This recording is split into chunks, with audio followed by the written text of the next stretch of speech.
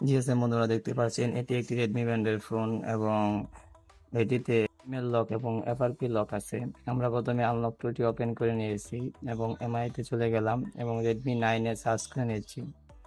দেখতে পাচ্ছেন erase এফআরপিতে click করে নিলাম এবং এটি মিডিয়াটেক সিপিইউর একটি ফোন। এটি ব্রোম মোডে কানেক্ট করতে হবে। ভলিউম আপ ডাউন চেপে কেবলটি কানেক্ট করা মাত্রই আমাদের কাজটি শুরু হয়ে গেল। দেখতে পাচ্ছেন আমাদের ইরেজ এফআরপি ওকে এবং ফোনটি আমাদের অন হয়ে গেল। এখন আমাদের মোবাইলটি সেটিংস করতে হবে এবং সেটিংস করার পরবর্তীতে আমরা কাস্টমারকে ফোনটি দিয়ে দিতে পারবো।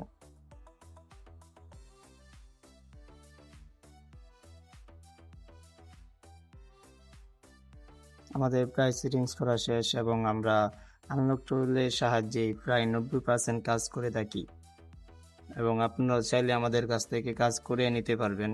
এভাবেই আমরা আনলক টুলের সাহায্যে কাজ করি এবং আমরা প্রায় সেটিংস করা শেষ এবং ফোনটি এখন আমরা কাস্টমারকে দিয়ে দিতেছি।